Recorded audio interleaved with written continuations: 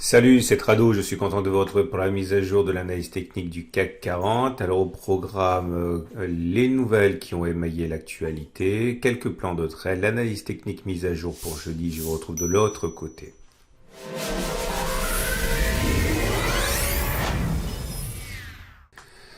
Sale séance aujourd'hui pour le CAC 40 qui abandonne 1,32% à l'origine de ce coup de froid sur les marchés.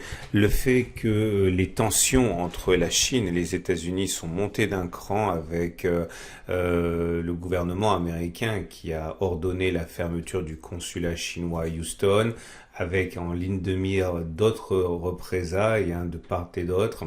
Décidément, M. Trump a du mal à digérer la pilule du Covid-19, d'autant plus que les dernières statistiques montrent que son concurrent à la Maison-Blanche gagne de l'avance. Et également le fait que aucune bonne nouvelle n'est venue véritablement rasséréner les investisseurs sur le plan pandémique, avec une épidémie qui se développe aux États-Unis, en Asie, en Australie, bref, tout ne semble pas sous contrôle. Et la séance du jour est graphiquement assez facile à interpréter. Tout peut s'apparenter finalement à des échecs successifs sur la résistance mineure des 5112, 5121, zone à l'origine du reflux depuis le 6 juillet, qui a réussi à être vaincu en séance par les haussiers, mais jamais en clôture, puisque pour la deuxième fois consécutive, malgré des tentatives évidentes de clôture au-dessus de la résistance, eh bien c'est l'échec une fois de plus qui vient clore cette attaque haussière. On abandonne aujourd'hui 1,3% après une très vilaine bougie qu'on avait signalée, donc c'était sur la séance de mardi, vous voyez, longue, mèche haute, que clôture en dessous de la résistance et dans le tiers baissier, avec un turtle soup qu'on a backtesté hier, et la séance et le chandelier de mercredi ne sont pas plus reluisants, puisque nous avons non seulement une clôture sur quasiment sur le plus bas, et en l'occurrence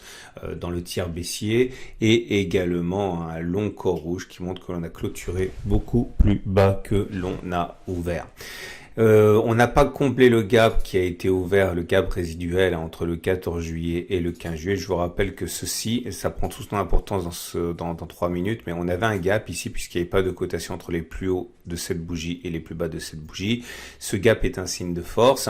C'est un signe de force tant qu'il n'est pas rebouché, et on l'a grignoté ici sur cette séance du 20 juillet, mais on l'a pas comblé. Et j'avais dit hier que mon plan était d'acheter le CAC 40 en fin de séance si on ne clôturait pas en dessous du gap. Alors, je vais simplement préciser tout de suite avant de l'oublier, j'ai fait ce que j'ai dit, j'ai acheté, mon ratio gain-risque il est à peu près de 1,5 puisque j'ai mis mon stop en dessous de cette bougie-là, donc à peu près à 1,8% de baisse, avec un objectif qui est à 2,90 à peu près, donc j'ai mon ratio de 1,5 pour 1.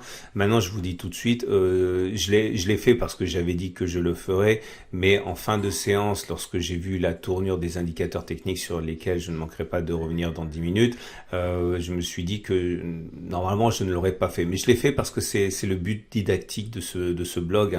Je suis pas là pour gagner des trades, je suis là pour vous expliquer comment je trade. Donc je suis rentré, mais je peux déjà vous dire que je suis pas très confiant par rapport à l'issue de ces trades. Vous en saurez plus dans 10 minutes. Donc pour l'instant, je reviens sur ce que je disais. On a toujours notre triangle ici symétrique qui pose problème tant la réaction est lente.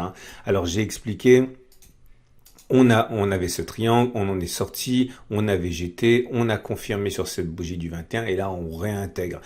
Je ne sais absolument pas si les objectifs finaux seront atteints. Le premier objectif a été atteint déjà, c'était le fait de rattraper, d'accrocher le point auquel on a accroché la partie haute du triangle. Le deuxième objectif, il était là, donc le plus haut de la bougie à 5210. Il y a d'autres objectifs que j'ai déjà mentionnés. pour l'instant, seul un des trois objectifs a été rallié.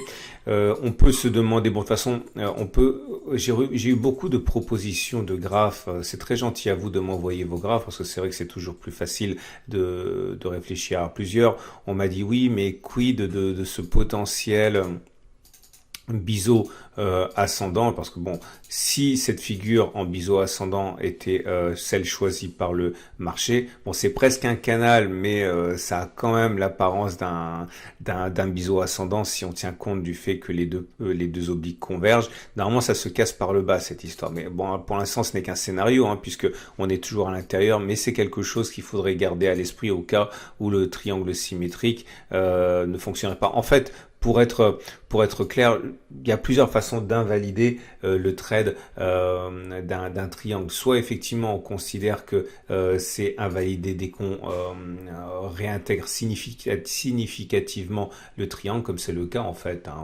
sur la séance de mardi. Normalement je devrais même plus en tenir compte. On peut considérer aussi qu'il sera invalidé si on sort du triangle par l'autre sens, hein, donc par ici. Et c'est pour ça que j'ai mis c'est pour ça que je suis entré sur la séance de mardi avec un stop loss en dessous de cette bougie-là, parce que si on sort de cette bougie-là, si on va plus bas que cette bougie-là, on sera non seulement en dessous du triangle, on n'aura pas cassé le gap, etc. Donc je pense qu'il y aura vraiment plus d'espoir. Mais là, encore une fois, j'ai l'impression que le triangle symétrique est mort et qu'il va falloir chercher d'autres scénarios. Alors, j'insiste également, je suis désolé, hein, c'est très très dense si vous découvrez. On avait une fourchette, une vague de Wolf que j'ai mentionné déjà ici, hein. On sait que ça, statistiquement, on l'a backtesté hier, je vous invite à le regarder. On a moins de chances d'aller chercher le point 4 qui est ici, que d'aller plus haut que les plus hauts de la bougie qui a activé la vague de Wolf. Clairement, il est plus probable que l'on repasse au-dessus d'ici plutôt que l'on aille chercher ce point-là. Néanmoins, sans trop me répéter par rapport à hier, le ratio gain-risque est intéressant. Alors, est-ce qu'on peut espérer que l'on aille chercher ce point-là? Non, en toute logique, au regard du backtest qu'on a fait hier, il est plus probable qu'on passe d'abord au-dessus plutôt qu'on aille chercher le point 4. Mais en tout cas, c'est une possibilité. Nous avons également... de quoi a-t-on parlé? Oui, donc les éléments techniques.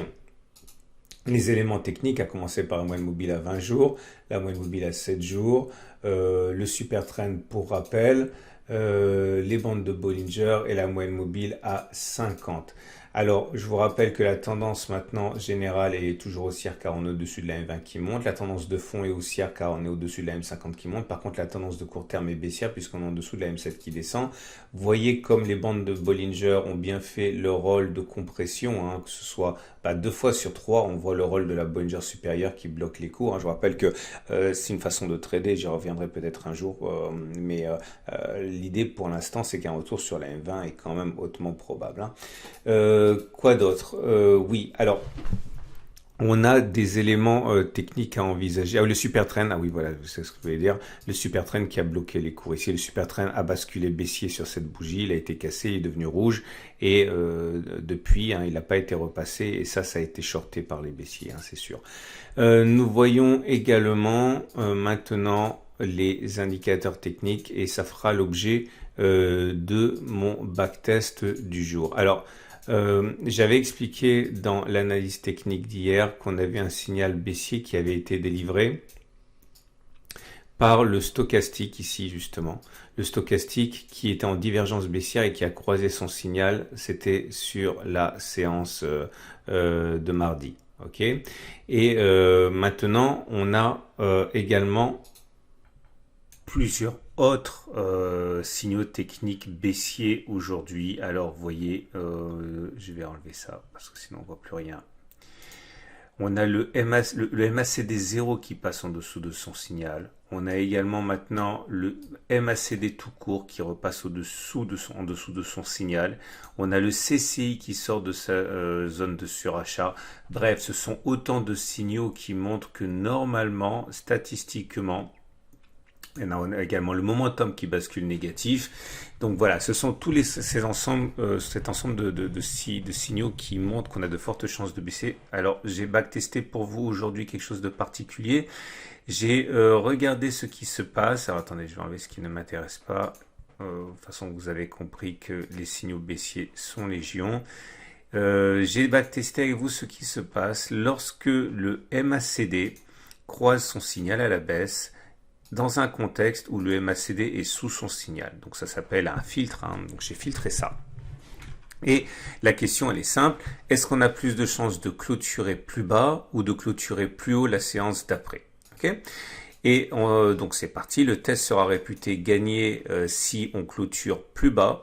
Et le test sera perdu si on clôture plus haut. Je vous rappelle que tout ce qui suit est donné à titre de partage uniquement. L'échantillon de 20 occurrences est beaucoup trop faible pour tirer une règle générale. C'est simplement pour vous montrer comment je travaille. Donc, à prendre avec des pincettes néanmoins. Donc, c'est parti. Premier signal ici donné par le MACD 0 qui passe en dessous de son signal dans un contexte où le MACD eh bien, il est sous son signal. Donc, vous regardez l'histogramme, c'est beaucoup plus rapide que de regarder les courbes. Donc ça, ça nous a permis de clôturer beaucoup plus bas. Okay. Mais ça ne nous intéresse pas beaucoup plus bas. Tout ce qui nous intéresse, c'est ce qui se passe la séance d'après et on a clôturé plus bas. Regardez cet exemple-là qui est également un succès puisque le MACD0 est passé en dessous de son signal ici dans un contexte où le MACD était déjà en dessous de son signal et derrière on est allé plus bas. On est allé beaucoup plus bas mais ce qui m'intéresse c'est qu'on ait clôturé plus bas la séance d'après. Bon, vous avez compris comment ça fonctionne. Là c'est un échec puisque même si on a donc le signal a été donné sur cette bougie. Même si on allait beaucoup plus bas, la séance d'après, c'est la règle, on est monté un petit peu, donc ça ne compte pas. Évidemment, vous pouvez peaufiner tout ça. Moi, je fais simplement ça pour vous mettre sur les bons rails si vous débutez. Un échec, donc 2 échecs, un succès, 2 succès, 3e succès, 4e succès, un échec, un succès, un échec, un succès, 2e succès, un échec, un succès, 2e succès, un échec, 2e échec, 3e échec, un succès et ça nous amène donc à 20 occurrences et sur les 20 dernières occurrences comme à mon habitude on arrive à la conclusion que 12 fois le test a été réussi, 8 fois il a été raté, donc ça veut dire 60%. Est-ce que ça veut dire que normalement sur la clôture de mercredi soir, vous auriez dû spéculer à la baisse en pariant sur le fait qu'on baisserait aujourd'hui, la séance d'après. Non, bien sûr que non, parce que c'est pas parce que statistiquement vous avez plus de chances que ça baisse plutôt que ça ne monte que vous gagnez des sous. Ok, il faut préciser ça, il faut regarder où vous seriez rentré. Est-ce que vous attendez une petite remontée? Est-ce que vous attendez au contraire une ouverture dans le négatif la séance suivante, où vous mettez votre profit, où vous mettez votre stop loss, etc., etc. Donc, et encore du travail sur la planche, du pain sur la planche pour vous si vous voulez exploiter. Ce qui est certain, c'est que vous comprenez pourquoi je me suis dit au même moment où j'achetais et que je regardais les indicateurs techniques, franchement là c'est quelque chose qu'il faut surtout pas faire puisque statistiquement on a plus de chances de clôturer plus bas sur la séance de jeudi que de clôturer plus haut. Donc, je le répète, c'est simplement parce que mon objectif avec ces analyses, c'est pas de gagner des trades, c'est de vous montrer comment ça fonctionne et que j'avais dit dans la vidéo d'hier que c'est ce que je ferais. Sauf que dans la vidéo d'hier, j'avais pas envisagé que tous ces indicateurs techniques délivreraient un signal baissier. Mais je l'ai fait et encore une fois, même si je perds, je m'en fiche parce que de toute manière, c'est un trade parmi des centaines de trades que je fais tous les ans. Donc, la vertu pédagogique est plus importante que tout, mais vous êtes bien conscient que ce trade, en fait, ce que je ne renie pas le trade et la tendance, plutôt le biais haussier que j'ai, mais je pense que j'aurais attendu que l'on fasse un plus bas et ensuite je serais rentré en mettant un stop loss soit plus bas, soit en ayant un ratio gain-risque meilleur. Mais là, cette entrée que j'ai faite pour la 3e fois en fin de clôture mercredi n'a pas beaucoup de sens au regard de ma méthode. Voilà. Donc ça nous amène à l'Ichimoku. Et l'Ichimoku nous dit que oui, alors on avait signalé ça, il faut surtout pas le perdre de vue, hein. Cette oblique noire qui martyrise la lagging span, Ça fait 2 séances finalement hein, qu'on acte l'impossibilité de passer au-dessus. 2 séances que les cours subissent par ricochet ce qui se passe sur la Greenspan. Je vous rappelle, si vous découvrez mon site aujourd'hui, c'était une oblique. Elle a empêché les cours de monter. Là, finalement, les cours sont passés au-dessus. Mais tout ce qui compte pour les cours compte également pour la Greenspan. Et la Greenspan bloque sur l'oblique. Je vous invite à regarder les vidéos précédentes que j'ai commise. Mais la tendance demeure globalement haussière avec balotage favorable au haussier parce qu'on est au-dessus de la SSB, au-dessus de la SSA, au-dessus de la Kijun, au-dessus de la Tenkan et une petite tendance haussière des courbes semble se dessiner même si c'est vraiment extrêmement poussif. Donc voilà ce qu'on peut faire. Alors si vous êtes, si vous voulez trader à la hausse, hein, comme je l'ai fait, mais encore une fois pas parce que je l'ai fait, mais parce que vous avez compris ce que vous faites, ben, vous pouvez par exemple attendre que ça baisse un petit peu demain. Mettre un stop loss encore plus confortable que le mien, plus bas que cette bougie-là. Alors attendez, si vous entrez par exemple sur comblement du gap ici, votre objectif pourrait être de 3,2%. Donc si vous mettez un stop à 3,05, donc sous 3 supports, hein, le triangle, ce plus bas là, donc vous avez un trade très confortable pour si vous êtes haussier. Vous pouvez également trader à la baisse en utilisant notamment ce plus haut qui a été fait comme stop loss, donc ça vous mettrait un stop quelque part ici, voilà, à 2,9%, ça vous donne un objectif à 3%, voilà, vous n'avez rien pour vous empêcher non plus d'aller atteindre cet objectif horizontal là, si vous mettez un stop ici, à part les petites résistances mineures qu'on a mentionnées, mais je suis beaucoup plus à l'aise décidément à la hausse qu'à la baisse hein, sur ce sous-jacent, sur cette unité de temps. Mais en tout cas, bon, c'est absolument pas ridicule de le faire. Essayez quand même, si vous tradez à la baisse, d'avoir un setup qui vous confirme par un backtest que vous êtes dans le vrai, hein, parce que encore une fois, hein, c'est une correction pour l'instant, c'est pas baissier. Hein. Ça nous amène donc ah oui, bah, bon, je vais pas le répéter, mais l'or est en train de tout exploser et l'argent aussi. On est sur des niveaux absolument inconnus pour l'argent depuis 7 ans, non, depuis 2013. Jetez un œil à la vidéo de l'or et de l'argent et souvenez-vous, hein, on achète de l'or et de l'argent. Enfin, à titre personnel, j'achète de l'or et de l'argent depuis 2005, 2004. Enfin, ça dépend. Entre 2004 et 2008, j'ai accumulé crescendo. C'est quelque chose que vous devez envisager, pas forcément pour vous, mais en termes de diversification, au moins réfléchir à l'opportunité d'investir dans de l'or et de l'argent dans une optique de long terme, une optique patrimoniale ou une optique de transmission aux enfants. Je ferai une petite vidéo de vulgarisation là-dessus. Voilà. À demain pour la mise à jour.